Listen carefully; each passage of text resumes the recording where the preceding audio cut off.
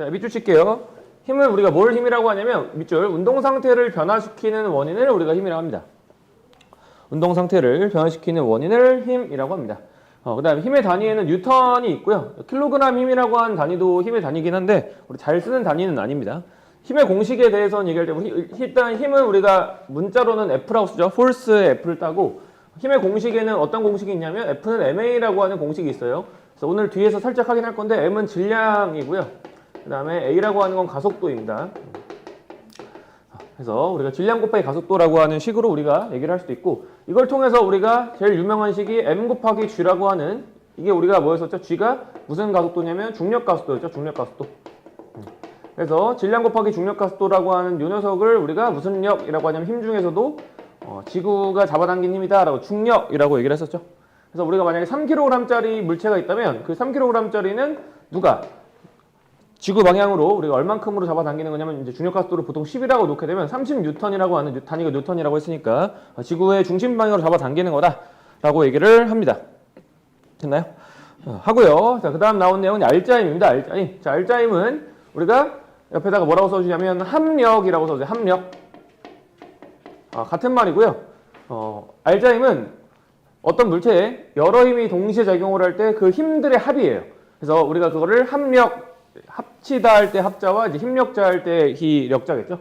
그래서 우리가 여러 힘들의 합을 우리가 알짜임 혹은 합력이라고 하는데 이 과정에서 반드시 뭐를 고려해 줘야 하냐면 옆에다가 방향을 반드시 고려해 줘야 합니다. 방향을 반드시 고려. 이렇게 우리가 어떠한 물리량 중에서 방향을 반드시 고려를 해야 하는 물리량들이 있어요. 방향을 반드시 고려를 해야 하는 물리량들인데 우리가 이렇게 방향을 고려해야 하는 물리량들을 뭐라고 하냐면요. 방향을 고려해야 하는 이런 물리량들을 우리가 벡터라고 불러요. 벡터. 벡터라는 말은 우리가 물리학에서 나오는 용어는 아닌데 시험 말 그대로 이 범위는 아니긴 한데 선생님들이 아마 설명을 해주실 확률이 높아요. 태장고는 100% 설명을 해주실 거고 효원고도 아마 설명을 해주실 겁니다. 뭐 어려운 개념은 아닌데 이런 것들입니다. 방향을 고려한다는 건 정말 말 그대로 이 녀석이 어떤 방향으로 물리량을 주는지에 따라서 값이 달라진다는 거거든요. 예를 들어서 지금 아래 보시게 되면 F1하고 F2라고 하는 힘이 있어요. F1이라고 하는 힘을 내가 만약 1N이라고 놓고 잠깐 쓰지 마시고 F2라고 하는 요 힘을 2N이라고 할 때 둘을 오른쪽 방향으로 같은 방향으로 작용을 하게 되면 이 물체한테 작용하는 합력 자이면 같은 방향이기 때문에 같은 방향 1N과 2N 이쪽 같이 밀게 되면 이 둘을 뭐 하면 되냐면 더하면 돼요. 그래서 같은 방향으로 힘이 작용하는 물체는 우리가 알짜의 힘을 구할 때 뭐 하면 된다? 더하면 되는데 똑같은 힘이라고 하는 이 F1하고 F2를 각각 1N하고 2N으로 놨을 때는 큰 데서 작은 데를 뭐 해주는 거냐면 오히려 반대 방향일 때는 빼줘야 합니다. 맞죠? 같은 힘이지만 크기가 1N하고 2N으로 같은 크기의 힘의 관계지만 방향이 어떨 때, 같을 때와 반대일 때는 어떻게 되는 거예요? 더하거나 뺀다는 거죠. 라는 거니까 방향이 중요하다, 안 중요하다? 중요하다는 뜻입니다. 그래서 방향을 고려하는 이런 물리량에는 벡터가 있고 벡터에는 힘도 있고요. 그 다음 우리가 배웠던 거로는 뭐가 있냐면 운동량이 있어. 운동량. 여러분 우리 운동량 계산할 때 우리 1학년 때 계산할 때 어떻게 운동량 변화량이라든가 충격량도 우리가 이 벡터 값인데 나중 운동량 빼기 처음 운동량이었죠. 우리 다 기억나시죠? 뭐 기억이 안 나더라도 뭐 그런 게 있었던 거. 그 다음에 뭐 속도, 변이 이런 것들인데 그건 쓰지 않을게요. 이 정도만 쓸게요. 이렇게 방향을 고려하는 물리량을 우리가 벡터라고 하고 그럼 방향을 고려하지 않아도 되는 물리량이 있어요. 방향을 고려하지 않아도 되는 물리량이 있는데 요거를 우리가 뭐라고 하냐면 우리가 얘를 스칼라라고 부르는 스칼라라고 하는 용어로 쓰고요. 스칼라라고 부르고 이 녀석의 종류에는 뭐가 있냐면 물리량 중에서 시간, 질량, 뭐 길이 이런 것들이 있습니다. 예를 들어서 뭐 내가 시간이 흐른다고 할 때 예를 들어서 뭐 오른쪽 방향으로 시간이 흐른다 이런 말 여러분 들어본 적 있어요? 뭐 그런 말 들어본 적 없죠? 왼쪽 방향 시간, 오른쪽 방향 이런 시간 이런 거 없잖아. 뭐 우리가 뭐 평행세계도 아니고 맞죠? 그런 건 존재하지 않고 질량도 마찬가지예요. 내가 위쪽 방향으로는 질량이 뭐 몇 킬로고 아래쪽 방향으로는 질량이 몇 킬로 이런 말 들어본 적 없잖아. 질량은 그냥 고유의 값이죠. 숫자. 그런 것처럼 방향이 존재하지 않는 그런 물리량들을 우리가 스칼라라고 합니다. 그래서 혹시라도 문제나 학교에서 수업을 할 때 벡터랑 스칼라가 나오게 되면 방향을 고려하네 라고 하는 거, 그 다음에 방향을 고려하지 않네 라고 보시면 되고 물리에서는 이 방향을 어떻게 표현을 하냐면 물리에서는 이 방향을 부호로 표시합니다. 부호. 그래서 일반적으로 오른쪽 방향을 플러스 방향이라고 얘기를 하게 되면 왼쪽 방향은 마이너스라고 얘기를 하는데 이거를 플러스나 마이너스처럼 말을 할 때 뭐 오른쪽을 마이너스라고 할 수도 있고요. 왼쪽을 플러스라고 할 수도 있습니다. 이거는 문제가 주어지는 거에 따라서 달라지니까 다만 고려를 하고 있고 부호가 되게 중요하구나, 방향이 되게 중요하구나는 것만 알고 계시면 됩니다. 됐나요? 하고요. 이제 3개의 이상의 힘이 작용할 때는 같은 방향끼리는 더해주면 되고 반대 방향끼리는 빼주면 되고요. 자, 오른쪽 공간에 조금 공간이 있으니까 제가 그려주는 거 하나만 더 그려볼게요. 방향이 얼만큼 중요한지를 지금 여러분들 알려드린 건데 자, 어떤 물체한테 3N하고 4N짜리 힘이 수직으로 작용하고 있는 그런 그림이 있대요. 그렇다면 이 두 개의 합력은 얼마일까요? 일단 그죠. 3N하고 4N을 모하거나 모호하는 게까지가 우리가 배웠던 내용이냐면 더하거나 빼는 걸 배웠죠. 그럼 7이나 1이 된다고 생각하는데 이 녀석은 7이나 1도 아닌 이 녀석의 답은 5N입니다. 자, 5를 한 거는 이거를 뭐 한 거냐면 3의 제곱 플러스 4의 제곱을 루트 시킨 즉 피타고라스 정리를 쓰게 된 거예요. 즉 이 말은 꼭 플러스나 마이너스 방향만 존재하는 게 아니라는 거죠. 맞죠? 그만큼 방향을 제가 고려하라는 거고 주로 부호로 나타난다고 했지 무조건적으로 더하거나 빼는 건 아니라는 뜻입니다. 아시겠죠? 네, 이 지금 요 그림 같은 경우는 시험에 나오진 않을 거예요. 여러분한테 참고사항으로 하나 더 그려드린 겁니다. 아시겠나요? 아 그렇구나. 그럼 여기까지 해야 되는 건 힘이라고 하는 건 운동 상태를 변화시키는 요인인데 그거를 다니는 뉴턴이고 맞죠? 힘에 대한 공식은 저런 것이 있고 힘이라고 하는 것이 한 물체에 작용하는 모든 합들을 우리가 합력 혹은 알자 힘이라고 하는데 같은 방향끼리는 더하면 되고 반대 방향은 빼면 되고 큰데 작은들 빼면 되고 방에 되게 중요한 물리량이네 정도만 알고 계시면 되는 거예요. 여기까지 오케이? 자, 아래 보겠습니다.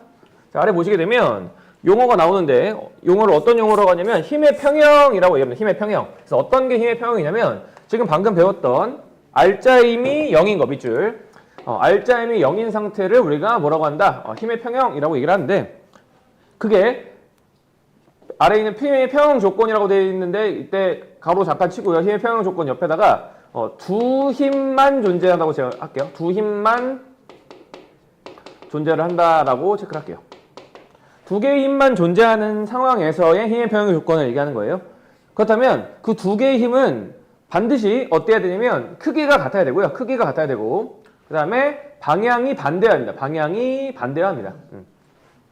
그게 힘의 평형 조건 첫 번째고요. 자, 두 번째는 힘의 작용점이 반드시 한 물체에 있어야 된다. 반드시 한 물체. 작용점이라고 하는 것이 반드시 한 물체에 있어야 된다. 그럼 작용점이 뭐냐라고 하면 자, 오른쪽 위에 이런 그림이 있을 거예요. 이런 그림 보이시나요?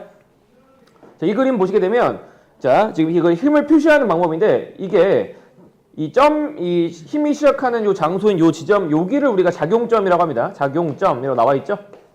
그다음에 요 화살표의 길이를 우리가 뭐라고 하냐면 이 화살표의 길이를 크기라고 하고 그다음에 이 화살표가 가리키는 방향을 방향이라고 하고 지금 방금 제가 얘기한 작용점, 크기, 방향 요 세 가지를 우리가 뭐라고 하냐면 힘의 3요소라고 얘기합니다. 힘의 3요소. 힘의 3요소라고 하는 건 우리가 뭘 힘의 3요소라고 하냐면 힘을 표시해 줄 때 작용점을 정확히 표시해 줘야 되고 길이를 통해서 그 힘의 크기를 잘 표시해 줘야 되고 마지막으로는 그 녀석을 가리키는 방향을 통해서 방향을 표시해 준다. 우리가 총 그 세 가지를 힘의 3요소라고 얘기합니다. 힘의 3요소. 그래서 지금 다시 돌아오셔서 2번에 작용점이 한 물체에 있어야 한다는 뜻은 요 시작하는 장소, 힘이 주어지는 장소인 이 작용점이 둘 다 어떤 물체에 있어야 되는 거냐면 같은 물체인 한 물체에 있어야 한다는 뜻입니다. 아시겠죠? 그렇게 우리가 얘기를 할 수 있고요. 그 다음에 하나만 더 쓸게요. 옆에다가 뭐라고 써주냐면 힘이 한 물체에 작용점이 한 물체에 존재하고 있어야 되면서 그 다음 옆에다가 동일선상 존재라고도 쓸게요. 동일선상 존재. 동일선상의 존재를 해야 합니다. 이거는 왜 그러냐면 조금 이따가 바로 뒷장에서 얘기를 하겠지만 뒷장에서 얘기를 하겠지만 돌림힘이라고 하는 것 때문에 그래요. 돌림힘. 동일선상에 존재하지 않으면 예를 들어서 이런 거예요. 그리지 마세요. 요건 잠깐. 내가 만약에 두 개의 힘을 한 물체에 주고 있는데 이 동일선상이 아니라 이런 식으로 두 개를 다른 선상에 놨다면 얘가 어떤 일이 생기냐면요. 이 두 힘이 크기가 같고 방의 반대라고 하더라도 똑같이 뭐 5N이라고 해서 크기가 같고 방의 반대라고 하더라도 얘가 무슨 운동을 하게 되냐면 회전 운동을 하게 됩니다. 회전 운동. 제자리에서 빙글빙글 돌아요. 이런 거는 평형 조건에서 뭐만 만족한 거냐면 알짜임의 조건만 만족을 한 거고요. 즉 0인 조건 요것만 만족을 한 거고 뒤에서 나오는 돌림이 평형이라고 하는 건 조건을 만족하지 않은 경우입니다. 그래서 두 개를 좀 이따 만족을 다 시켜볼 거예요. 그래서 요걸 추가적으로 말씀을 드려 놓은 거고요. 아시겠죠? 넘어가 보겠습니다. 다음 페이지.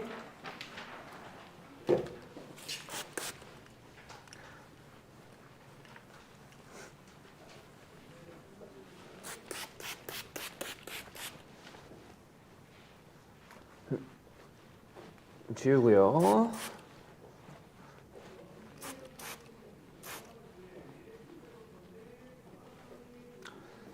자, 관성의 법칙이라고 하는 내용이 나오고요. 관성이라고 하는 건 우리 아마 올해 배웠죠? 우리 기말고사 때, 1학기 기말고사 때. 관성이라고 하는 녀석의 정의가 뭐냐면 밑줄. 운동 상태를 유지하려고 하는 성질을 우리가 관성의 법칙, 관성이라고 합니다. 그거를 이제 뉴턴 운동 1법칙에서 관성의 법칙이라고 얘기를 하는데 관성이라는 말 자체를 처음으로 언급한 사람은 누구냐면 저 오른쪽에 나와 있는 갈릴레이라는 사람이에요. 그래서 갈릴레이라고 하는 사람은 뉴턴보다 더 먼저 태어난 과학자고요.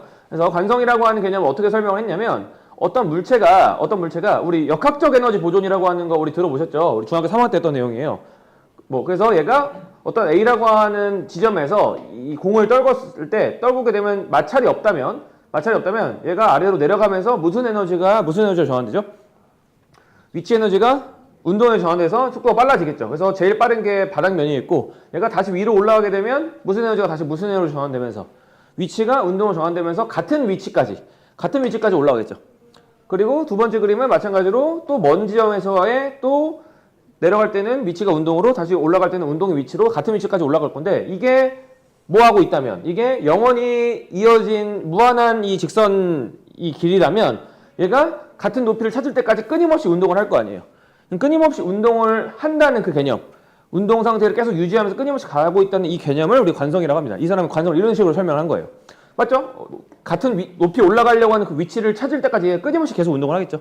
그런 뜻입니다. 아시겠죠? 그러면 이 실험을 우리가 이제 여기 써있지만 이제 갈릴레이 사고 실험이라고 얘기하는데 사고 실험이란 말은 사고가 이제 뭐 사고가 났다는 게 아니라 이제 머릿속으로 생각한 실험을 사고 실험이라 해요. 그러니까 실제로 이 실험을 해본 건 아니고 상상으로만 했다는 뜻이에요.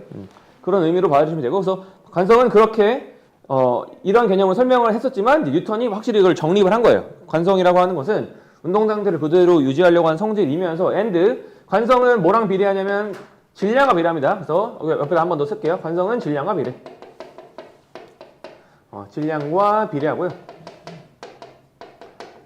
여기서 많이들 실수하는 게 속력과는 관계 없습니다. 속력과 관계 없어요. 속력이 빠르면 관성이 크다라고 하는 말은 O일까요? X일까요? X입니다. 속력이랑 관계가 없이 얘는 무조건 질량에만 비례합니다. 질량에만. 아시겠죠? 질량이 크면 관성이 큰 거고 질량이 작으면 관성이 작은 거예요. 라고 해서 우리가 뉴턴 운동 법칙 1법칙이라고 하는 관성 법칙은 자 여기 네모 좀 칠게요. 네모. 알짜임이 0일 때라고 하는 걸 기준으로 줍니다. 알짜임이 0일 때라고 하는 걸 기준으로 줍니다. 그럼 알짜임이 0이면 아까 힘이라고 하는 건 뭐를 바뀔 수 있는 요인을 우리가 힘이라고 했지? 네 글자? 앞에서? 운동 상태를 변화시킬 수 있는 요인이었죠. 맞죠? 운동 상태를 변화시킬 수 있는 요인이 없대요. 0이라고 하는 거 없다는 거잖아. 그러면 운동 상태를 바꿀 수가 있다는 거예요? 없다는 거예요? 없다는 거죠. 그럼 운동 상태를 바꿀 수가 없으면 원래 정지하고 있던 건 계속 뭐 하고 있는 거고 계속 정지해 있는 거고 그 다음에 움직이고 있던 건 계속 뭐 하는 거예요? 움직이는 거예요. 근데 그냥 움직이는 게 아니라 등속 직선 운동이라고 하는 걸 한다는 거예요. 등속 직선 운동의 속은 우리가 뭐라고 하냐면 속을 속도라고 하고요. 우리 속도의 개념 기억나시나요? 속도는 우리가 그 물체의 뭐와 뭐를 우리가 속도라고 하냐면 빠르기와 방향을 속도라고 합니다. 빠르기 and 방향을 우리가 속도라고 합니다.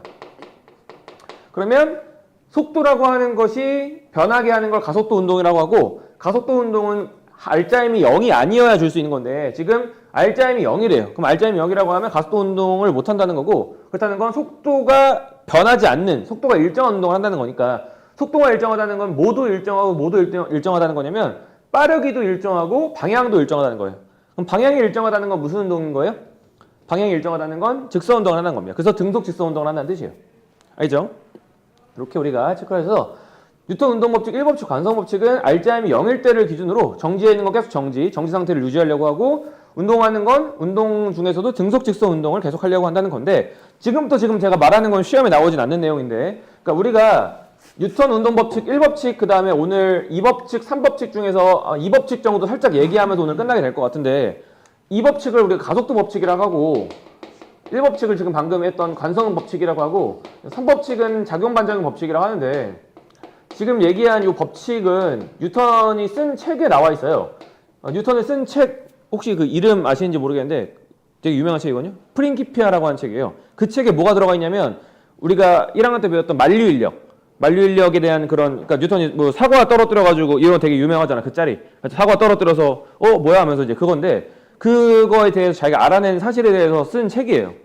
그러면 뉴턴이 1법칙, 2법칙, 3법칙을 순서대로 설명을 하려고 했었던 이유가, 여러분이 뭔가 책을 만들려고 한대요. 책을 만들려고 할 때 첫 번째 법칙을 설명을 한다면, 첫 번째 법칙을 내가 쓰고 싶다면 첫 번째 법칙이 제일 모호한 걸 쓰려고 하겠어요. 제일 좀 중요한 걸 쓰려고 하겠죠. 물리 법칙을 자기가 뭔가 서술을 한다고 할 때, 맞죠? 여러분도 마찬가지일 거 아니야. 그러면 1법칙이라고 하는 것이 왜 첫 번째, 관성법칙이 왜 첫 번째인지를 설명하려고 하는 그 내용이 요것 때문이에요.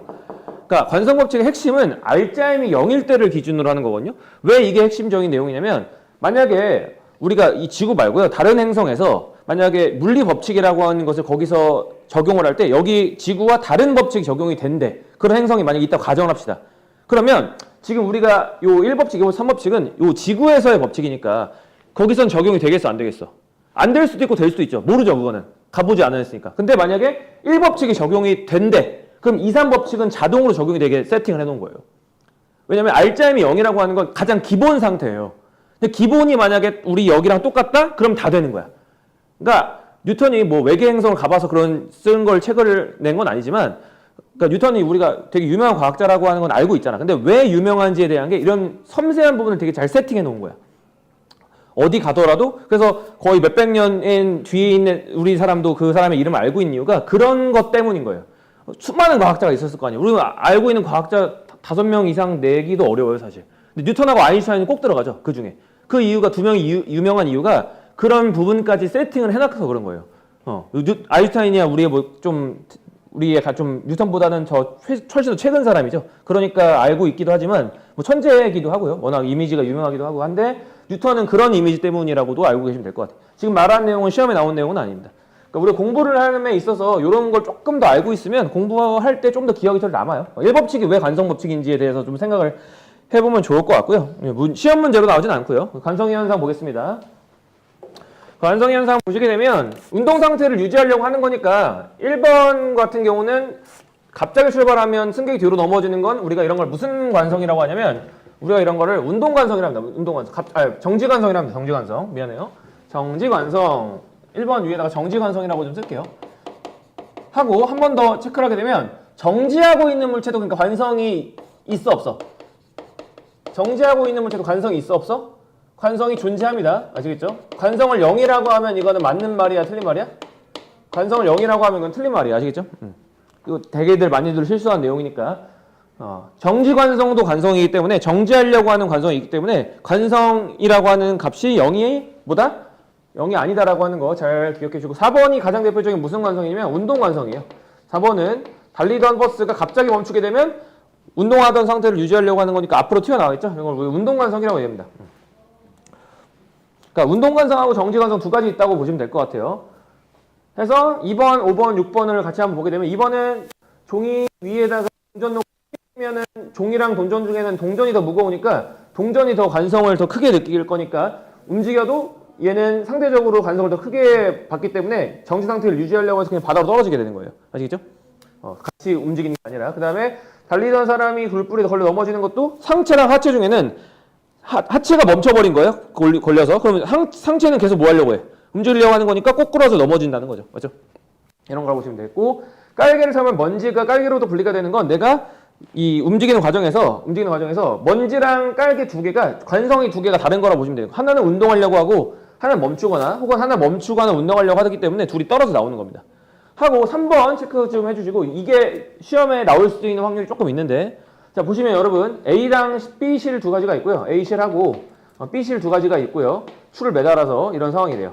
자, 이때 내가 손으로 B실을 잡아당기고 있을 때, 얘들아 A실하고 B실 중에서 질량 M이라고 하는 추가 있을 때, 내가 손으로 아직 끊어지기 전이에요. 잡아당길 때 어떤 실이 더 큰 힘이 걸릴까요? 내가 손을 이렇게 잡아당기고 있어요. 아직 끊어지긴 전이에요.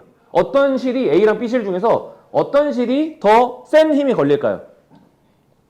이거를 B라고 얘기를 하시면 안 되는 게 이제 제가 설명을 들어볼 건데, 자, 내가 어디 절벽에 매달려 있고 내 아래 뭐 다른 내 친구가 매달려 있대. 내 다리를 붙잡고 매달려 있대요. 그러면 내 손하고 내 다리를 잡고 있는 맞죠? 내 다리를 잡고 있는 내 친구 두 개의 팔 중에서 내 팔은 내 무게도 견뎌야 되죠. 내 무게도 견뎌야 되겠죠. 내 몸무게. 거기다 플러스 목까지 견뎌야 돼요. 내 친구 무게까지 같이 견뎌야 되죠. 맞죠? 그러니까 내 팔이 여기도 마찬가지로 비유를 한 거죠. A라고 하는 실은 mg라고 하는 이 추의 무게도 견뎌야 되지만 내가 손으로 잡아당기는 그 힘 두 개를 다 견뎌야 되는데, B라고 하는 실은 뭐만 견디면 돼요? 내 친구 팔은 뭐만 견디면 돼요? 자기 몸무게만 견디면 되죠. 그러니까 A실하고 B실 중에서는 A실이 더 큰 힘이 걸리게 되는 거예요. 그러면 A실하고 B실 중에서 누가 먼저 끊어져야 되는 게 맞아요, 사실. 더 큰 힘이 걸려서 끊어져야 되는 A실이 끊어져야 되는 게 맞죠. 하지만 누가 끊어졌대요? B실이 끊어지는 이 이유가 무슨 관성인 것 때문이냐면 이게 바로 정지관성 때문입니다. 정지관성.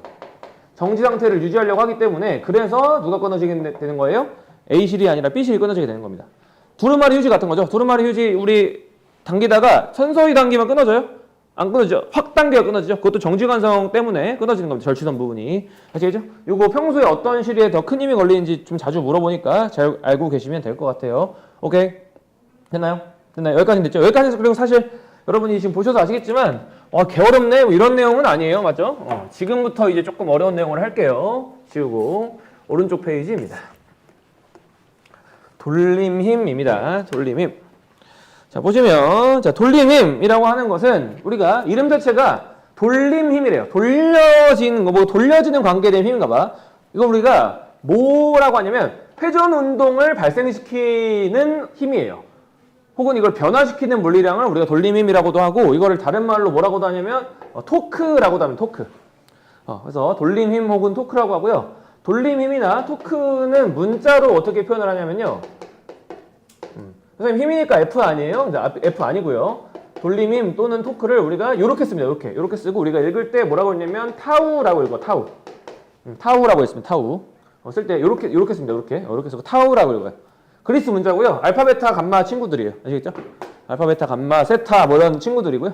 타우라고 읽어요. 타우라고 하면 그거는 돌림힘을 의미하는 거고, 그럼 돌림힘이라고 하는 건 회전 운동을 발생시키는 힘이라고 하는데, 이게 어디서 가장 쉽게 확인할 수 있냐면, 여러분 어렸을 때 시소 다들 타보셨나요? 시소 다들 타보셨나요? 놀이터 가서 시소 타보시게 되면 여러분이 지금 여기 앉아있다고 칩시다. 여기 F1이라고 하는 힘으로 지구가 여러분을 잡아당기고 있는, 중력을 잡아당기고 있는데, 그때 여러분의 친구가 무거운데 여러분보다 더 뒤에 앉았다. 이게 시소의 중심보다 더 뒤에 앉게 되면, 어느 쪽으로 기울어지게 되죠? 이 친구가? 이 시소가? A 왼쪽이에요, 오른쪽이에요? F1 쪽이 내려가게 돼요? F2 쪽이 내려가게 돼요? 그렇죠? 안 그래도 무거운 친구가 거리를 더 멀게 되면 이쪽으로 이 시소가 기울게 되겠죠? 기울어진다는 게 곧 뭐가 되는 거냐면 회전한다는 거예요.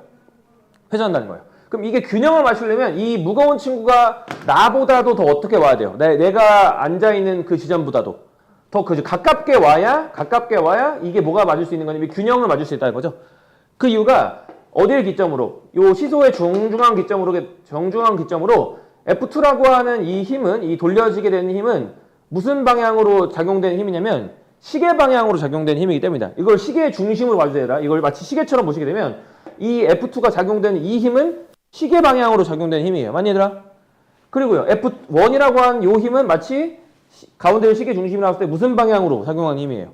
반시계 방향으로 작용하는 힘이겠죠? 그래서 우리가 시계 방향 힘이라고 하는 거와 반시계 방향이라고 하는 두 개의 힘이 같게 되면 지금 방금 얘기했던 것처럼 이 시소가 뭐를 할 수 있게 되는 거냐면 평형을 유지할 수가 있는 거예요. 만약에 그게 아니라 지금 누구처럼 F2라고 하는 친구가 더 멀리 앉아서 이 돌려지는 요 힘이 더 크게 되면 시소가 어떻게 되는 거냐면 중심을 기점으로 이렇게 이 방향으로 기울게 되는 거겠죠. 즉 시계 방향 힘이 더 컸기 때문이에요.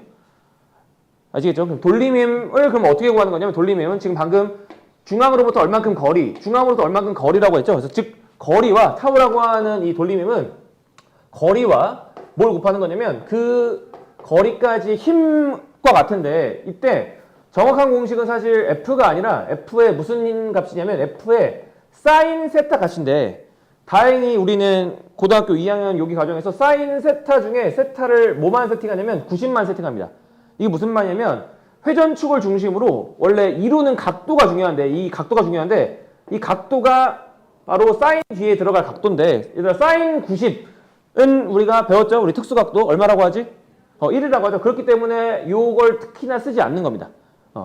아시겠죠? 그래서 회전축이라고 하는 것을 기초로 봤을 때 각도의 즉 이 수직한 이 회전축이라고 하는 녀석을 기점으로 수직한 이 힘의 각도, 요 힘의 각도를 사인 값으로 한 그 값과 그 지점까지의 거리, 그 지점까지의 거리라고 하는 요 내용을 우리가 뭐라고 하냐면 지뢰의 팔이라고도 합니다. 거리예요, 거리. 같은 말이에요. 지뢰의 팔 혹은 거리라고 합니다. 거리니까 이 녀석의 단위는 뭐겠어? R의 단위는 뭘까? 미터겠죠? 그 다음에 F의 단위는 뭐겠어? 얘를 F는 힘이니까. 뉴턴이겠죠? 그래서 우리가 돌림힘의 단위는 뉴턴 미터입니다.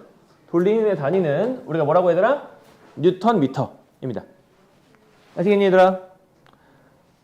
그래서 회전축이 존재한다고 보시면 돼요. 회전축은 우리가 회전을 하는 녀석의 중심축이라고 보시면 될 것 같고 그 다음에 그 지점까지 거리를 우리가 지뢰의 팔 혹은 R이라고 하고 그 지점에서 주는 힘은 우리가 요걸 돌림힘이라고 하지 않아요, 얘들아. F는 지뢰의 팔에서 수직하게 작용하는 힘이고 요 두 개를 곱하는 걸 돌림힘이라고 합니다. 아시겠죠? 가장 대표적으로 돌림힘을 또 우리가 알아볼 수 있는 장치가 뭐냐면 문이에요. 여러분 여기 뒤에 잠깐 봐주세요. 자, 문 보시게 되면 여러분 문에 지금 내가 여기 이런 부분 우리가 뭐라고 하냐 이런 걸 경첩이라고 불러. 경첩. 이 경첩이라고 하는 녀석이 여기가 회전축이라고 봐주세요. 그러면 내가 이 문 고리를요 여기다 말고 여기에다가 내가 달았다 가정해 봅시다. 그러면 내가 문 고리를 여기다 달면 문을 열고 닫기가 굉장히 어때요? 엄청나게 힘을 많이 주고 힘을 또 많이 줘야 얘를 열고 닫을 수 있겠죠. 근데 문고리를 회전축으로부터 멀리 설정을 하게 되면 이게 뭐냐면 이게 지뢰의 팔이잖아. 맞지? 그러니까 얘를 조금만 힘을 주고 조금만 힘을 닫아도 내가 수직하게 지금 힘을 작용하고 있죠. 이렇게 잡아당기는 거나 힘을 미는 건 이 회전축에 대해서 수직으로 작용하고 있죠. 그럼 힘을 주거나 힘을 쉽게 닫게 되면 조금만 힘을 주더라도 R 값이 크기 때문에 F 값을 조금만 주더라도 회전이 휙휙 되는 거야.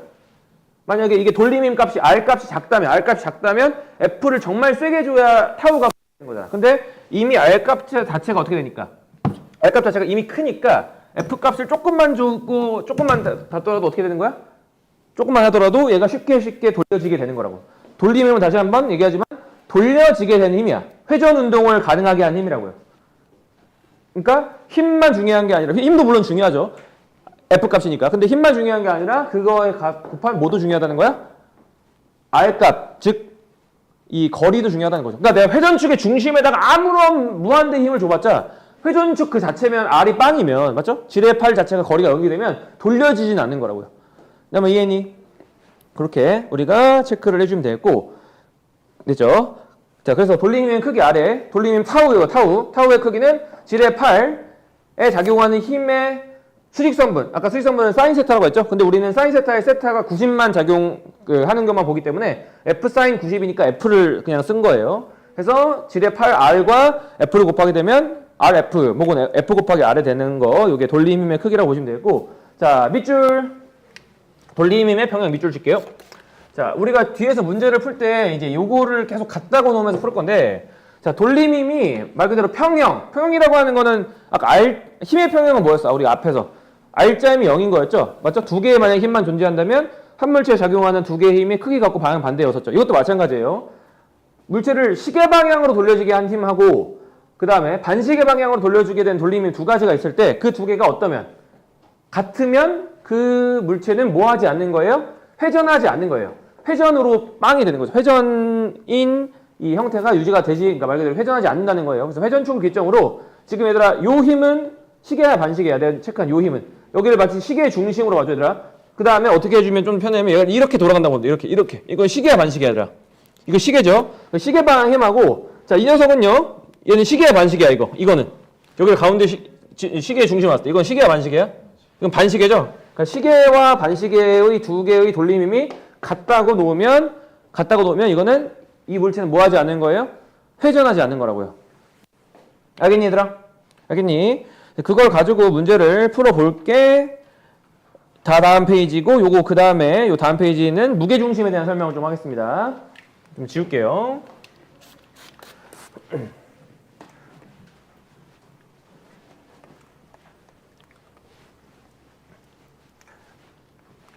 자, 돌림힘에 대한 설명을 했고요. 자, 무게중심 보겠습니다. 무게중심.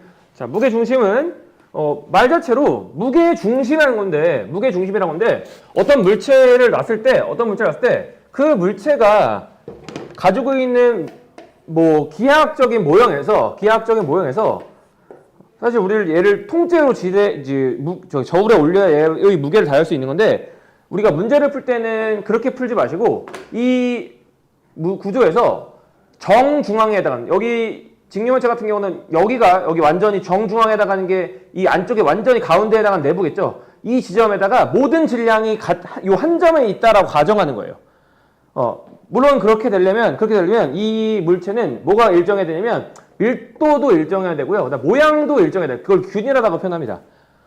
그럼 이 두 가지 조건이 만족하다면 이 기하학적인 중심, 왜냐면 구 같은 경우는 구의 중심이겠고 직륜명체나 정륜명체 같은 경우는 가장 가운데 중심에 해당하는 부분이겠죠. 이런 부분에 뭐가 있다고 생각하는 거냐면 모든 전체의 무게가 한 점에 있다고 가정하는 걸 우리가 무게중심이라 불러요.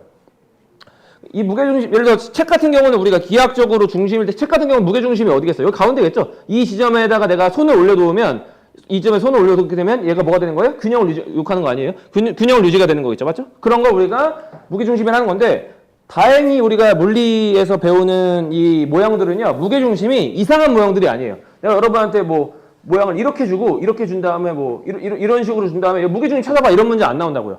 뭐 모양이 이상하잖아, 맞죠?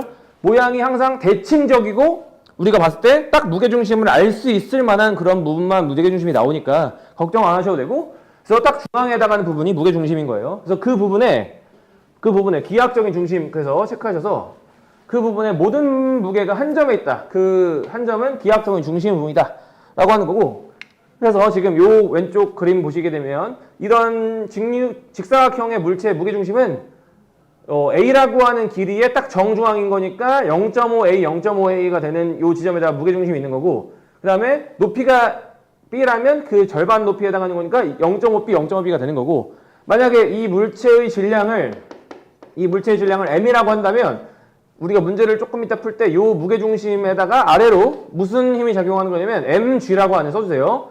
질량이 m이라고 하면 이 무게중심을 찍어서 아래로 질량 곱하기 중력가속도인 mg를 아래로 내리는 방향으로 문제를 풀어나가야 되기 때문에 이렇게 mg라고 질량 m과 써주시면 되겠습니다. 아시겠죠? 됐니? 해서 이 무게중심에 모든 무게가 있다라고 생각하는 거예요. mg라고 하는 값이. 그럼 이렇게 세팅을 이제 해놓으면 우리가 문제에서 무슨 상태다라고 이제 문제가 주어질 거냐면 평형 상태다라고 이제 문제가 주어지게 될 거예요. 평형 상태라고 하는 건 우리가 당연히 가만히 있는 거겠죠. 가만히 있는 건데, 가만히 회전하는 것도 회전 상태가, 그 평형 상태가 아니죠. 그러니까 뭐 하지도 않고 뭐 하지도 않는 거예요. 움직이지도 않고 당연히 회전도 안 하는 거죠. 그러니까 움직이지 일단 않으려면 얘는 뭐가 0이냐면 R자임이 0이에요. R자임이 0인 거 우리가 뭐라고 했죠? 힘의 평형. 그리고 얘가 회전하지 않는데요. 회전하지 않는 걸 우리가 무슨 평형이라고 해? 돌림힘의 평형이라지. 그럼 두 가지가 모두 만족이 돼야 한다는 거예요. 그래서 우리가 식을 몇 개 쓸 거야. 그러니까 힘의 평형식 하나 쓰고 돌림힘의 평형식 하나 또 쓸 거예요. 두 개의 식을 쓸 거예요. 두 개의 식을 써서 우리가 문제를 풀어 나갈 거라는 거예요. 오른쪽 페이지에서. 아시겠죠? 그래서 그렇구나. 힘의 평형식 하나 쓰고 돌림힘 평형식 하나 쓰겠구나 라고 생각하시면 되고, 아래 구조물의 안정성. 이거는 딴 문제 할 때 한번 할게요. 딴 문제 할 때 요거 할 거니까 일단 오른쪽 페이지로 넘어가서 제가 예제 1번을 지금 같이 여러분 저 앞에서 해드릴 테니까 여러분은 이걸 보시고 예제 2번을 한번 해보시면 되겠습니다. 일단 예제 1번 하는 거 보여드릴게요. 자, 같이 문제 읽어봅시다. 자, 그림은 질량이 4kg짜리고 이제 길이가 8m인 균일한 막대기에 P점하고 Q점에다가 받침대를 놓았대요. 그 다음에 질량이 2kg짜리 물체를 막대 오른쪽으로부터 2m만큼 떨어진 지점에다가 올려놨고, 그때 밑줄 수평 유지. 수평 유지한다는 이 말이 바로 평형 조건을 모두 만족한다는 뜻이에요. 평형 조건 만족. 평형 조건을 만족한다는 뜻은 무슨 평형과 무슨 평형이 전부 다 만족되고 있다는 뜻이에요. 힘의 평형과 돌림의 평형이 두 개가 다 만족이 되고 있다는 뜻이에요. 아시겠죠? 그래서 그렇구나. 평형 조건이 만족되고 있구나. 이때 우리가 구해야 되는 건 P점에서와 Q점에서 받침대의 막대기에 작용한 힘이에요. 여러분 상상을 해봐. 어떤 막대기가 있고요. 그 위에 2kg짜리 물체가 있고 P점하고 Q점에서 이 두 개의 물체를 뭐하고 그냥 받쳐지고 있는 상황인 거야. 맞죠? 이런 상황인 거야. 막대기가 있고 P점하고 Q점에서 이 막대기와 2kg짜리 물체를 떠받치고 있는 건데 우리가 구해야 되는 건 떠받칠 때 이 두 개의 힘의 크기를 각각 구해달라는 뜻이에요. 그러면 우리가 첫 번째 무슨 평형부터 얘기를 해볼 거냐면 힘의 평형부터 한번 얘기를 해볼게요. 자, 힘의 평형은 뭐였죠? 어떤 물체에 힘이 작용을 여러 개가 할 때 그때 그 힘들의 합이 뭐가 나오면 돼? 0이 나오면 되겠죠. 즉 서로 반대 방향의 힘이 같다는 거죠. 힘의 크기가 같으니까 두 가지 이상의 힘이라면 그러면 이때 아래 방향으로 작용하는 힘하고 윗 방향으로 작용하는 힘이 뭐가 있을지를 한번 찾아보는 거예요. 이때 우리가 알고 있는 건 이 물체가 4kg짜리고 2kg짜리고 맞죠? 막대기 4kg에 물체 2kg이고 그걸 누가 떠받치고 있는 거야? 이 4kg하고 2kg이 P랑 Q라고 하는 녀석이 떠받치고 있는 거니까 저는 P점에서 떠받치는 힘의 크기를 FP, Q점에서 떠받치고 있는 힘을 FQ라고 해볼게요. 맞니 얘들아? 그러면 우리가 위쪽 방향으로 작용하는 힘이 뭐랑 뭐냐면 FP랑 FQ예요. 맞아요 얘들아? 여기까지? 이거랑 뭐랑 같은 거야. 위쪽 방향으로 작용하는 힘이 있으면 무슨 방향으로 작용하는 힘도 있어야 돼. 아래쪽 방향으로 작용하는 힘도 있어야 되는데 그게 누구랑 누굴까? 그게 4kg짜리가 아래 방향으로 작용하는 힘인 몇 뉴턴? 40이죠. 40. 왜요? 40이죠? 중력가속도가 10이니까 우리는 F는 mg죠? 맞죠? F는 mg라는 식 우리 기억나시죠? 질량 곱하기 중력가속도. 그래서 40과 끝이 아니라 몇 도? 2kg짜리가 아래 방향으로 몇 뉴턴? 20뉴턴. 그래서 합쳐서 몇 뉴턴인 거예요? 20 플러스 40이니까 몇 뉴턴인 거예요? 60뉴턴이 F 플러스 P라는 식이에요. 여기까지 오케이? 그럼 식이 하나인데 미지수가 몇 개예요? 두 개니까 식이 한 개 더 필요하다는 거죠. 맞니? 그럼 두 번째 우리가 안 쓴 평형이 있었죠. 무슨 평형? 두 번째 무슨 평형? 돌림인 평형도 써야 되겠죠. 맞죠? 돌림임의 평형이라고 하는 건 무슨 방향의 돌림임과 무슨 방향의 돌림임이 어때야 된다?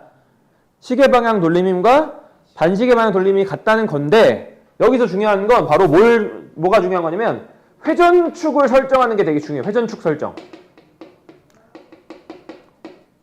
회전축을 설정할 때는요. 지금 이 문제 같은 경우는 수평을 유지하고 있는 상황이기 때문에 어디로 회전축을 놔도 상관이 없는데 조금 있다가 내가 이제 문제 좀 어려운 거 풀어드릴 건데 그때 그 과정에서는 회전축 설정을 되게 잘 하셔야 됩니다. 그래서 지금 이 문제에서는 회전축을 제가 3개로 세팅을 해볼게요. 3개. 첫 번째, 두 번째, 세 번째로 회전축을 설정을 한번 해볼게요. 첫 번째는 어디로 회전축을 설정해 볼 거냐면 무게중심 지역으로 제가 회전축을 세팅해 볼게요. 자, 무게중심이라고 하는 건 어디냐면 이 막대기의 정중앙이죠. 막대기의 기하학적인 중심이 정중앙이니까. 맞죠? 그래서 여기가 우리가 무게중심이고 여기에 모든 질량이 모여있다고 생각하는 거니까 여기에 40N인 거죠. 많이 얘들아? 많이? 그럼 이 지점에서의 이걸 회전축이라고 놓으면 숫자 잘못 썼다. 이걸 회전축이라고 놓게 되면 제가 아까 회전축에 작용하는 힘은 어차피 돌림힘이라고 하는 녀석의 공식이 뭐 곱하기 뭐니까 F 곱하기 R이잖아요. 그러니까 회전축이라고 하는 이 지점으로부터의 거리가 얼마예요? 여기는 40은 0이니까 얘는 곱할 필요가 있어 없어? 없다는 거죠. 그러니까 얘는 무시하시고 나머지 힘들 우리가 어떤 힘이 있었냐면 FP 떠받치는 힘인 FP와 FQ 떠받치는 힘인 FQ가 있었죠. 그리고 중력 20N이 있었죠. 총 3가지죠. 3가지를 기점으로 자 여기가 가운데야. 여기를 중심으로 시계 방향 힘하고 반시계 방향 돌림 힘을 찾아볼 거예요. 자 FP는 시계 방향이야 반시계 방향이야? 중심일 때 시계야 반시계야 이거 시계죠 시계. 자 FQ 시계야 반시계야? 반시계고 20 시계야 반시계야? 시계야. 이거 이해돼요? 이거 이해되지는 안 되는 분 이해돼요? 이거? 그거 돼요? 돼요? 다 나머지 분들 돼요? 그러면 그걸 갖다가 놓을 거라고요. 시계 방향인 거 써볼게요. 시계 방향 FP였죠. 끝이 아니라 곱하기 뭐까지? 시계 방향인 지점인 요 FP가 회전축으로부터의 거리인 거니까 요 거리 맞니? 요 거리가 몇 미터야? 그렇죠. 여기는 3미터죠. 왜 3미터예요? 라고 하면 여기가 4미터라 했잖아. 중심이기 때문에 요 4미터에서 1미터 빼야지. 1미터 빼는 거니까 여기가 3미터죠. 여기가 3미터가 되는 거야. 맞지? 곱하기 3. 이거랑 시계 방향 힘이 또 있었죠. 뭐였죠? 20도 시계 방향 힘이었죠. 요것도 20 곱하기 요 길이겠죠? 요 길이. 요 길이가 몇이 되는 거예요? 2m가 되는 거죠. 그래서 20 곱하기 2가 되는 거예요. 내 말 오케이? 이거랑 뭐랑 같은 거야? 이거랑 뭐랑 같은 거야? 반시계 방향 힘이랑 같은 건데 반시계 방향 힘은 유일하게 뭐만 있었어? F, Q만 있었지. 이것만 있었지. 그래서 요거 길이가 몇 미터네? 지금 보니까 여기가 이만큼이 3이고 요만큼이 1이지. 맞죠? 그러니까 여기가 1이 되는 거예요. 오케이? 그래서 FQ 곱하기 1이 되는 겁니다. 그러면 FP랑 FQ에 관련된 식이 하나가 또 나왔죠? 그러니까 우리는 두 가지를 연립하면 문제를 풀 수 있겠네요. 이렇게 하는 방법도 있고요. 이렇게 하는 방법도 있고, 자, 무게중심으로 제가 회전축을 놨는데, 무게중심이 아니라 P 지점하고 Q 지점을 제가 한번 회전축을 놔볼게요. P 지점과 Q 지점 자체를 이제 회전축을 놨을 때 어떤 일이 생기는지 보겠습니다. 자, P 지점을 회전축으로 여기를 놓게 되면, 자, 여기가 회전축이야. 그러면 여기를 기점으로 40N과 FP와 20N이 각각 회전을 어느 방향으로 하는지 보시는 거예요. 자, 일단 이 물체는 회전하지 않고 있기 때문에 무조건 돌림이 무조건 0이 나와야 돼요. 그럼 일단 40 시계 반시계야. 시계. FQ 시계 반시계. 반시계. 20 시계 반시계. 시계인 거야. 그러면 시계와 반시계를 똑같이 마찬가지로 40 곱하기 시계죠. 시계부터 먼저 쓸게요. 몇 미터 이거 얘들아? 몇 미터? 3미터죠? 그 다음에 더하기 또 시계 방향이 누가 있었죠? 20 있었지? 20. 요거 20이 시계죠. 요거는 20 곱하기 이게 몇 미터예요? 이게 요거 여기 1하고 여기 1이니까 여기 5m겠죠? 아니 20 곱하기 5가 되는 거예요. 맞나요? 이거랑 우리가 뭐랑 같은 거예요? 이거랑 뭐랑 같은 거예요? FQ가 회전축으로부터 반시계 혼자였죠? 요게 4m죠? 맞죠? 요게 4m죠? 그러니까 FQ 곱하기 40이 되는 거예요. 4가 되는 거예요. 이렇게 되면 이거 이해돼요? 다시 회전축을 여기로 놨어. 그럼 여기 기점으로 여기는 몇 미터? 3m. 그러니까 40 곱하기 3. 그 다음에 여기는 5m. 20 곱하기 5. 그거랑 뭐랑 같은 거야? 4 곱하기 FQ랑 같은 거야. FQ 곱하기 4랑 같은 거야. 오케이? 시계 반시계. 그럼 이거는 여러분 보시면 아시겠지만 뭐만 미지수 하나야. Q 하나만 미지수잖아. 그러니까 이건 여기서 바로 그냥 뭐가 나와버려. 여기서 FQ가 바로 나와버리게 되는 거예요. 그걸 여기다 대입해서 문제를 풀면 다시 끝이죠. 이런 방법도 있다는 겁니다. 그러니까 1번 요 두 개도 우리가 문제를 풀 수 있지만 여기 같이 이제 우리가 둘 중에 하나만 구해야 되는 상황이거나 둘 다 구하는 상황이라면 굳이 방정식을 두 개 만들어서 연립하는 것보다는 그냥 바로 한 방으로 구해서 구하는 게 좀 더 빠르다는 거죠. 맞죠? 마지막으로 우리가 Q도 해볼게요. Q는 여러분이 한번 같이 여기를 회전축으로 놨을 때 어떻게 하면 되는지. 이거 시계 반시계. 자, 여기가 회전축이야. 시계 반시계 생각해. 요거 시계 반시계 생각하시고 여기 회전축일 때 요거 시계 반시계 생각하면 돼요. 이렇게. 맞죠? 자, 이거 시계 반시계. 반시계죠. 이거 시계. 그 다음에 요거 시계 반시계. 반시계, 요게 시계 반시계. 요거 시계죠. 요거 20. 맞니, 얘들아? 요거. 시계 두 개. 헷갈릴 때는 내 손 보지 마시고 여러분이 판단할 때 이렇게 하시면 되는 거야. 여러분이 헷갈리시면, 맞죠? 시계잖아, 시계. 맞지? 그래서 시계인 거 두 개 다시 한번 곱해볼게요. FQ를 요 Q점 여기를 기점으로 4m죠? FP 곱하기 4m. 이거랑 플러스 20 곱하기 1m죠? 이거랑 뭐랑 같은 거예요? 이거랑 요거랑 같은 거죠? 요게 혼자 반시계니까 40 곱하기 1과 같은 거죠? 로 문제를 풀 수 있는 겁니다. 되니? 그래서 이렇게 구하게 되면 FP가 바로 또 나오겠네요. 그래서 답은 옆에 나와 있을 거예요. 그래서 55랑 5가 나오겠죠? 되나요, 얘들아? 자, 여러분이 지금 예제 2번을 한번 해보시면 되는데, 예제 2번은 뭐 옳은 것을 고르시라고 되어 있지만 그게 아니라 이제 똑같아요. FA랑 FB. FA 지점에서 떠받치는 힘과 B 지점에 떠받치는 힘. 요 아래 거 바로 예제 2번 바로 한번 해보십시오. 제가 돌아가면서 좀 봐드릴게요. 그리고 지금 저거 식은 지금 써보시는 게 좋아요. 다 써주셨네. 처음이니까 저 하나만 딱 써줍시다. 다 썼어요? 좋아요. 식 썼어요? 요거 쓸까요? 집에 가서 하실 거예요? 식 한번 써보세요. 네, 이제 2번 유제 아래 거 해보시고 1번. 네. 이게 올라가는 이대로 하는 거예요? 네? 이게 그죠? 이거 이 두 개는 떠받치고 있는 거니까 이렇게 떠받치고 있는 거야. 이렇게 떠받치고 있는 거 이렇게. 그럼 떠받치는 거는 아래로 적용한 중력과 위쪽 방향인 거니까 여기도 마찬가지예요. 표시를 할 때 FA랑 FB를 위쪽 방향으로 화살표를 세팅하시고 그다음에 여기 무게 중심 제대로 해야 돼. A점에다 제대로 해야 돼. 이거 거리 따져야 돼서 A점하고 B점에다가 정확하게 올려요. 정확하게. 예. 하고 무게 중심에서 30이겠고 여기는 요 2kg가 있는 지점에서 20이겠죠. FA 지점에서 떠받치는 방향으로 정확하게 올려주시고 네, 그래요. 이렇게 하는 것보다는 제가 한 것처럼 이렇게 하는 게 좀 낫지 않을까요? 네네네. 그래요. 힘을 좀 이쁘게 이렇게 방향 세팅하시고 여기 중앙점 3m진 지점에서 이렇게 하시고 이것도 이렇게 하시고 힘 표시하시고 힘 쓰시고 힘 표시 잘 해봐요. 이렇게 힘 표시를 FA, FB 그 다음에 여기 가운데 점 3m인 점에 30, 20 해보시고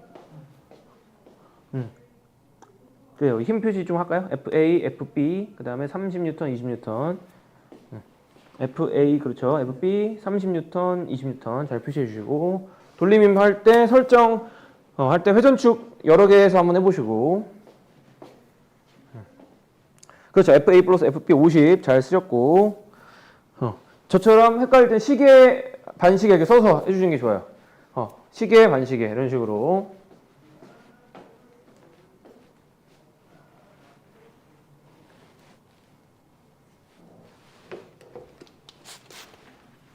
이것도 수평을 유지하고 있다는 걸 통해서 만족하고 있구나. 수평을 만족하고 있구나. 우리가 이렇게 잘 알 수 있겠죠.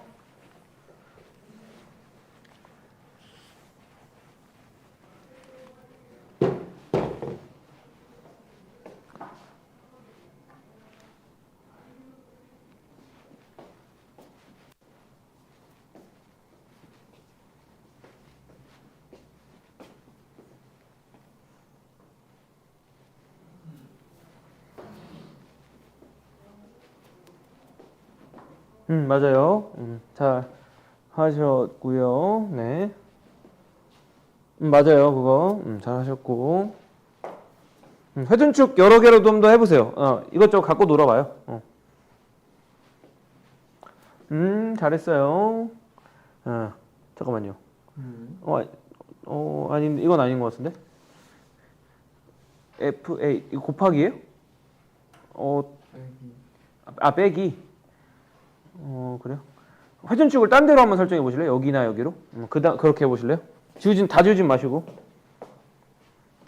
네. 회전축을 딴 지역에다가 한번 세팅을 해 보시고.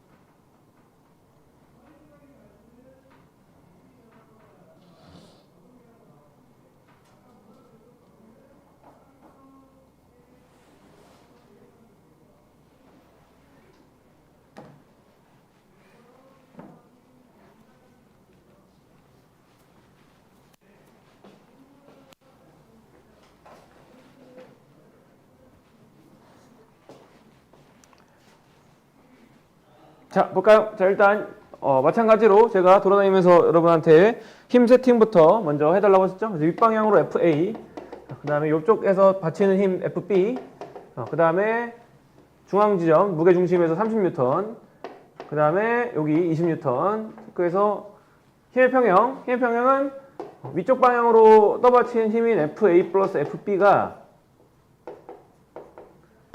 아래 방향으로 적용한 중력 20N과 30N의 합과 같은 거 첫 번째 식. 자, 두 번째 식은 돌림 평형이죠. 여기서 무게중심을 또 먼저 중심으로 잡고 한번 해볼게요. 무게중심으로 잡고 하게 되면 여기를 기점으로 이 녀석은 시계 반시계.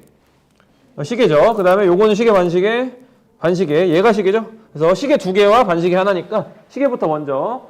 그래서 FA 곱하기 얼마? 몇 미터죠, 요거? 요거 중앙이죠, 중앙지점이 3m겠죠? 길이도 써놓으세요, 만약에 헷갈리시면. 3. 그 다음 더하기, 시계 하나 더 있었죠? 요거죠, 요거. 요것도 이거 3m니까 여기 1m라서 요거 2m겠네요. 맞죠? 요거 2m. 그래서 20 곱하기 2가 되겠네요.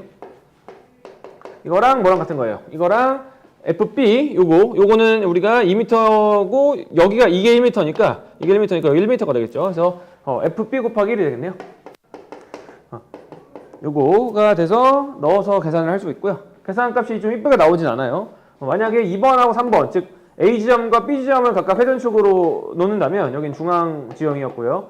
무게중심이고 A점을 기점으로 놓는다면 여기는 30 곱하기 3하고 20 곱하기 5가 맞죠? 30 곱하기 3과 20 곱하기 5가 각각 시계 방향의 힘이고 그 다음에 4 곱하기 FB가 맞죠? 4 곱하기 FB가 혼자 반시계 방향이겠네요. 맞죠? 그래서 요거 가지고 우리가 놓게 되면 여기가 190인가요? 190을 4로 나눠준 값이 나올 거고요. 그 다음에 혹은 B로 놓게 되면 B를 기점으로 회전축은 요거 3개 우리가 가지고 요거 시계 방향이죠. 시계 반시계죠. 얘 혼자 반시계가 되는 거니까 30 곱하기 1하고 뭐랑 뭐 더한 거 3 곱하기 B라고 나왔기 때문에 4 곱하기 FA죠. 4 곱하기 FA 맞죠? 4 곱하기 FA 랑 뭐랑 같은 거예요? 더하기 시계 요거 FB라고 나왔기 때문에 1 곱하기 20 맞죠? 20 곱하기 1을 하고 같은 겁니다. 그러면 FA는 구하게 되면 2.5가 나오게 되고 FB는 47.5가 나오게 됩니다. 그래서 답은 각각 2.5랑 47.5가 나오는 게 맞습니다.